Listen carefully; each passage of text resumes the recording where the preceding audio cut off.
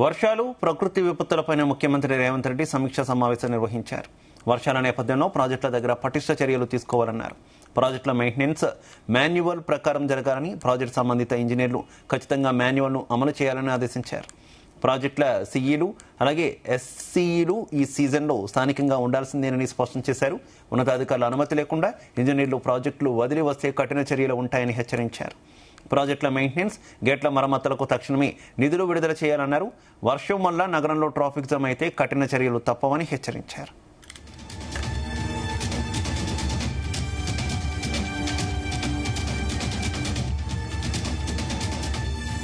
ఇదే అంశానికి సంబంధించి మరింత సమాచారం మా కరెస్పాండెంట్ వేణుగోపాల్ అందిస్తారు. వేణు, ముఖ్యమంత్రి రేవంత్ రెడ్డి వర్షాకాలం పైన, ప్రకృతి విపత్తుల పైన కూడా సమీక్ష నిర్వహించారు. ఇక ఈ సమావేశంలో ముఖ్యంగా అధికారుల పనితీరును ముఖ్యమంత్రి ఎండగట్టినటువంటి పరిస్థితి. ఇప్పటికే వర్షాకాలానికి ముందుగానే జూన్ 1న ఒక సమీక్ష సమావేశం ఏర్పాటు చేసి వర్షాలపై సూచనలు ఇచ్చినప్పటికీ కూడా అధికారులు ఎవరూ పట్టించుకోలేదని చెప్పేసి అధికారులపై ఆగ్రహం వ్యక్తం చేశారు. ఇక ఇదే సమయంలో ఏదైతే జూన్ 9వ తేదీన వర్షం పడ్డా కానీ వర్షం సమయంలో క్యూర్ ఏరియాలో మున్సిపల్ పోలీస్ అధికారుల మధ్య సమన్వయం లేదు అని చెప్పి కూడా ముఖ్యమంత్రి ఈ సందర్భంగా అధికారులకు చివాట్లు పెట్టడం జరిగింది.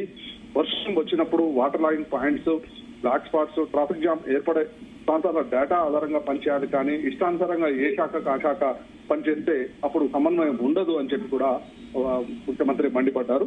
ఇక విద్యుత్ శాఖ పూర్తి స్థాయిలో సన్నద్ధం కావాలి, ఫీల్డ్ లో ఉన్న అధికారులపైన కఠిన చర్యలు తీసుకోవాలి అని చెప్పి కూడా ఉన్నతాధికారులకు ఆదేశాలు జారీ చేయడం జరిగింది. ఇక వర్షం సమయంలో ట్రాఫిక్ ఉన్నతాధికారుల నుంచి కింది స్థాయి సిబ్బంది వరకు రోడ్లపైన ఉండాల్సిందే, అవసరమైతే నేను కూడా రోడ్డుపైకి వస్తా అని చెప్పి ముఖ్యమంత్రి ఈ సందర్భంగా అధికారులకు గట్టిగానే మందలించారు. ఇక మరోవైపు వర్షం వల్ల ట్రాఫిక్ జామ్ అయితే కఠిన చర్యలు ఉంటాయి, ఇక మానవ తప్పిదాల వల్ల సమస్యలు వస్తే అస్సలు సహించను అని చెప్పి కూడా అధికారులకు ఈ సమీక్షా సమావేశంలో సూచించారు. ఇక ట్రాఫిక్ డిపార్ట్మెంట్ లో తక్షణమే ఏవైతే ఖాళీలు ఉన్నాయో అవన్నీ పూర్తి చేయాలి.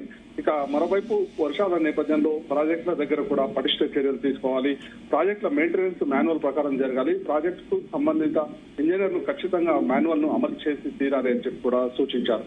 ఇక ప్రాజెక్టుల సిఈలు, ఎస్సీలు అలాగే ఈ సీజన్ లో స్థానికంగా ఉండాల్సిందే, ఉన్నతాధికారుల అనుమతి లేకుండా ఇంజనీర్లు ప్రాజెక్టులు వదిలి వస్తే కఠిన చర్యలు తీసుకుంటామని చెప్పి కూడా అధికారులకు సూచించారు. ఇక మరోవైపు రైతు వేదికలను యూరియా పంపిణీ కోసం ఉపయోగించుకోవాలి, ఇక రైతు వేదికలో యూరియా పంపిణీ బాధ్యతలు స్థానిక అగ్రికల్చర్ అధికారికి అప్పగించాలని చెప్పి చెప్పారు. ఇక యూరియా పంపిణీలో రెవెన్యూ సిబ్బందిని భాగస్వామ్యం చేయాలని చెప్పి కూడా సూచించడం జరిగింది. మొత్తంగా ఏదైతే వర్షాకాలం సంబంధించి అధికారుల మధ్య సమన్వయం లేదు అనేది ముఖ్యమంత్రి డైరెక్ట్ గా అధికారులను క్లాస్ పీకినటువంటి పరిస్థితి.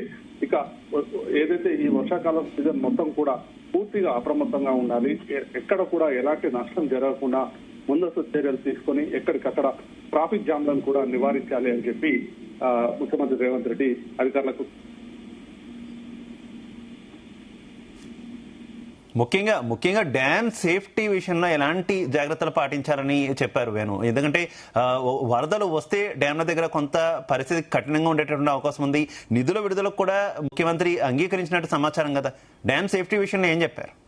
అయితే ముఖ్యంగా ఏదైతే వర్షాకాలంలో ఏదైతే వరద ఎప్పుడు ఎక్స్పెక్ట్ చేయకుండా ఒక్కొక్కసారి అనూహ్య రీతిలో పెరుగుతూ వస్తూ ఉంటుంది. అలాంటి సందర్భంలో ఏదైతే అధికారులు ఎప్పటికప్పుడు వాటర్ వస్తున్న తీరును బట్టి కిందికి వదులుతూ ఉండాలి. ఇందుకు సంబంధించి ప్రాజెక్టుల మెయింటెనెన్స్ కి సంబంధించి నిధులు అవసరమైతే వెంటనే విడుదల చేస్తాను అని చెప్పి కూడా ముఖ్యమంత్రి చెప్పారు.